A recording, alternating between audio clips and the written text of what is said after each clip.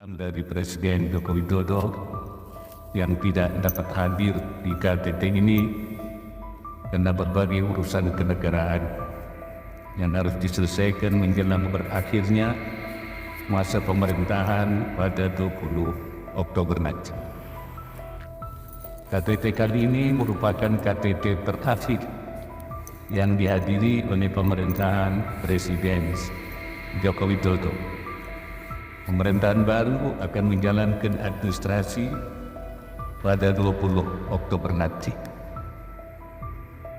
Di kesempatan ini saya ingin menyampaikan terima kasih banyak atas semua dukungan dan kerjasama yang diberikan oleh semua negara anggota ASEAN, terutama selama keketuaan Indonesia pada tahun 2023.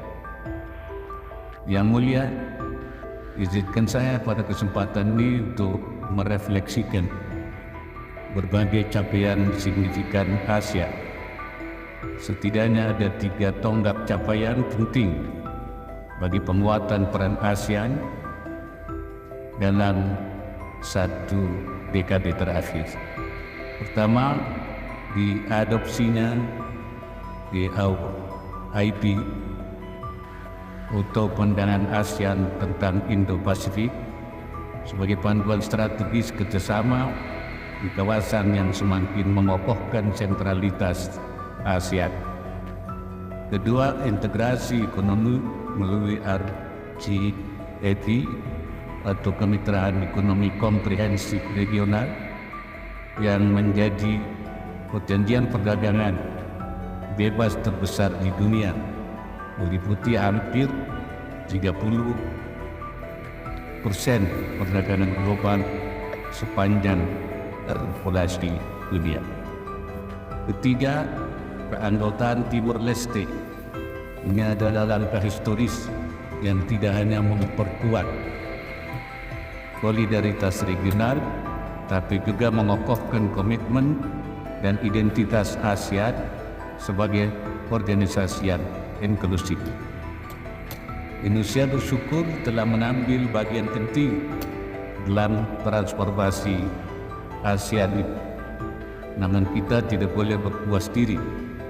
Dalam dunia yang terus berubah cepat, tantangan masa depan menuntut ASEAN untuk beradaptasi dan berkolaborasi lebih erat lagi.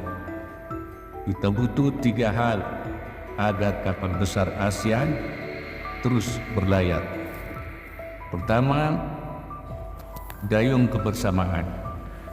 Menjaga stabilitas kawasan krusial bagi masa depan ASEAN. Disinilah pentingnya terus pastikan pengarusutamaan implementasi GAIP untuk terus menggaungkan paradigma kolaborasi.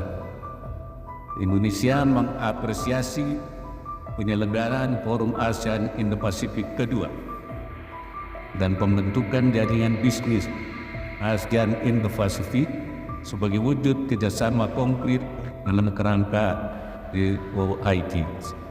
Agar daya kebersamaan lebih kuat, Indonesia menyambut baik deklarasi GAIP sebagai rujukan utama arsitektur kawasan yang inklusif dan berpusat pada ASEAN.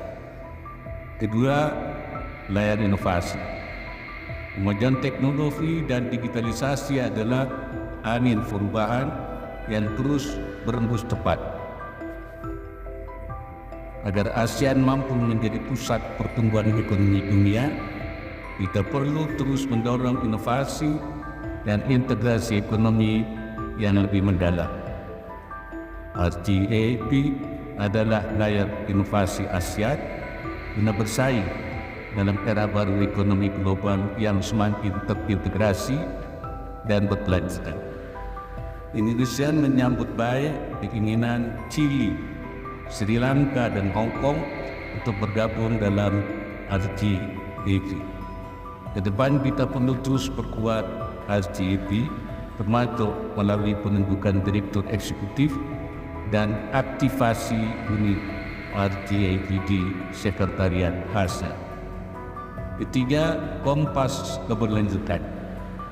ASEAN perlu adaptif dan responsif dalam menjawab tantangan masa kini dan mendatang, seperti isu perubahan iklim, ketahanan pangan, dan kelangkaan air dunia. Karenanya ASEAN harus terus berkomitmen pada pembangunan yang tidak hanya mengejar pertumbuhan ekonomi, tapi juga keberlanjutan. Visi Komunitas ASEAN 2045 adalah kompas keberlanjutan kita yang perlu terus dilengkapi dengan rencana strategis secara konkret. Dalam konteks ini, pada keketuaan Laos tahun ini, Indonesia telah menjadi promotor dibentuknya gugus tugas ekonomi biru ASEAN sebagai panduan berbagai kerjasama ekonomi biru di kawasan. Saya juga berharap rencana strategis implementasi visi 2045 dapat disepakati tahun depan di Malaysia. Para pemimpin ASEAN, kita harus membuktikan kepada rakyat kita dan dunia bahwa ASEAN tetap relevan sebagai motor stabilitas kawasan dan sebagai penggerak